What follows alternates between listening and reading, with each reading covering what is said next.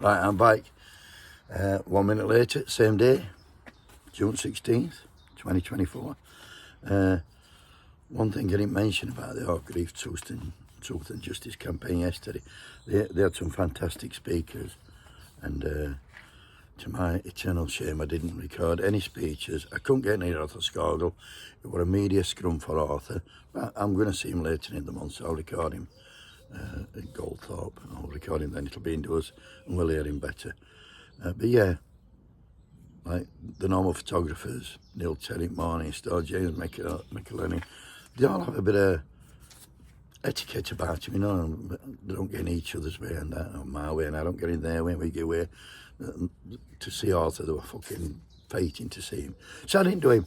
But the good news is, I did. My old mate, John Dunn, who I knew won't let me down. And I know a bit one of the best speakers there anyway, because he always is. And I knew I'd have no trouble hearing him, because everybody can hear him. And I know he'd do me proud, and he has, and he's done his same proud, as per usual. John, can't help it. It's man love. When I see him, I just fucking get a good vibe off him, and I know he gets one off me, because that's what lovers do to each other. So I've decided to make John, because I love him that much, a honorary Yorkshireman just for today. This is his speech. Enjoy it. It went down a fucking storm. Hey everybody, thanks for making that, I think, the biggest Orgreave rally we've had in the last 12 years. So give you all a clap your hands. Right. We're going to start the second half with a bit of rocket, a bit of fire. It's the one and only John Dunn.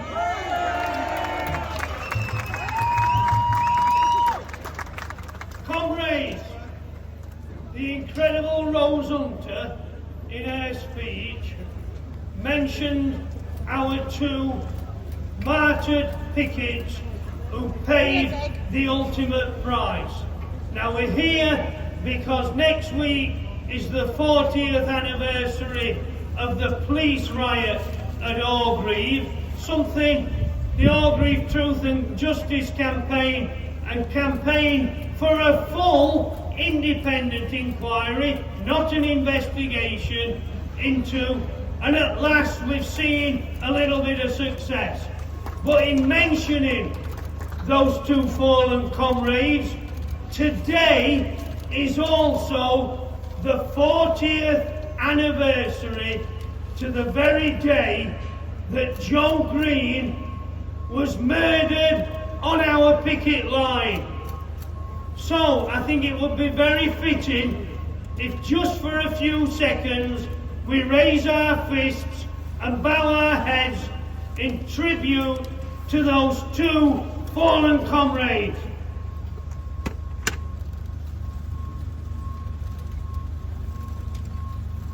Thank you, comrades.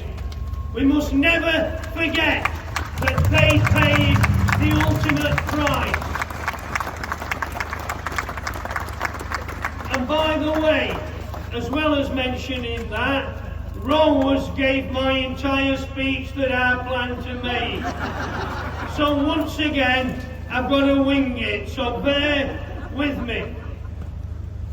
Now this morning, I did an interview for Radio 4. We Derbyshire miners, being the most sophisticated miners, speak to a more upmarket audience, obviously.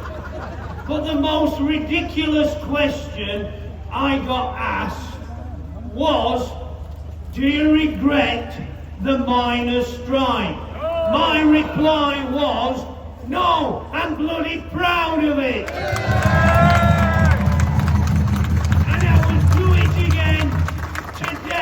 At the drop of a hat. I might miss out the bit about getting my head smashed in though, if possible. But I think it's important that we use words like proud, that we stand tall, because comrades, all we miners that stood solid, everybody that supported us, the incredible women that have already been mentioned, we stood tall for a whole year. We never bowed. We never faltered. And that's what we celebrate. We're not here to mourn a a defeat. We're here to celebrate, standing tall and standing proud. And in this day and age, let's be honest, there's quite a bit that we could get despondent about. Food banks, walking just a few hundred yards up to this rostrum, I passed 2 homeless people sleeping in the street. We've got poverty like we've never seen. We've had a widespread war for 40 years on our communities and our class. But do you know, we mentioned and we stated that if we lost, the whole working class were lost. Our great leader, Arthur Scargill, and I'm just the warm-up act today, the greatest trade union leader ever, he's still here, we're still here, we're still fighting, and Thatcher's dead! The Iron Lady has turned to rust. So celebrate that. That's the victory, comrades. And in this day and age of half-day strikes, a strike here, a strike there, what a momentous achievement to keep it going, to keep us fed when our union funds were seized, when our assets were frozen, when we were attacked, when we were brutalised, when we were called the enemy within. Well, I'm proud to still be an enemy within. And do you know who are the real enemies? It's not the homeless, it's not the disabled, it's not the people without a job, it's not the people that these in our political elite of all parties demonise.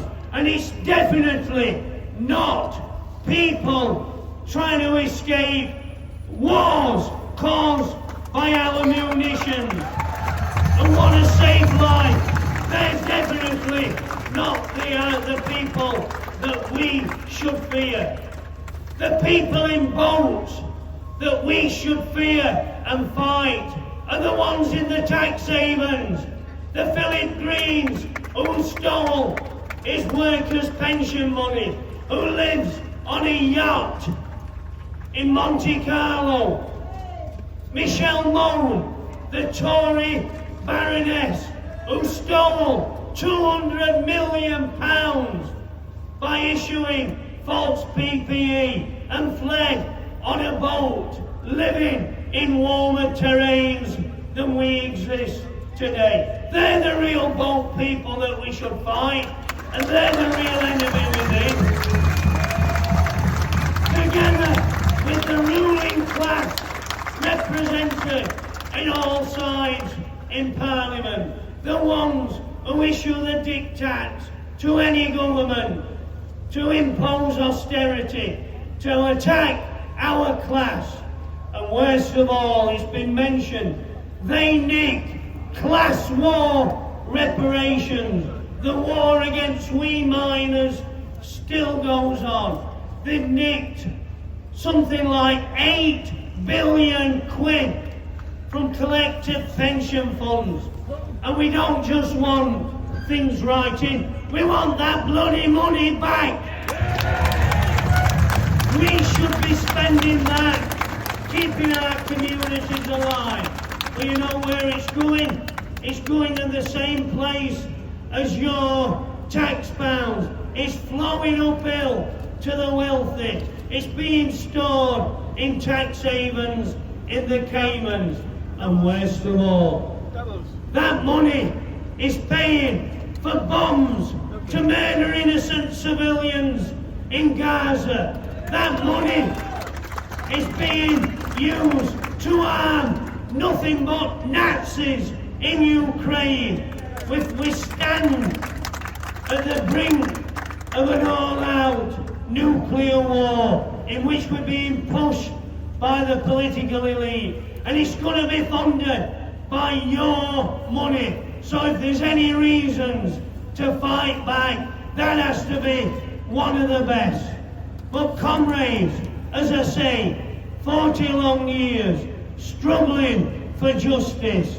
And as I say, we're all still here. But you know, coming are more battles. There are going to be more fights that we face. Changing one set of establishment goons for another won't change anything. It's only when we get our revenge. I want revenge for what happened to me and thousands of my comrades in that strike. I want revenge for the destruction and the abandonment of our communities. I want revenge for everything that's been inflicted on our class. And most of all, I want revenge for those 2 murdered pickets. And do you know what our revenge must be, comrades? I'm not talking about a bloody massacre revenge, although I'm open to suggestions.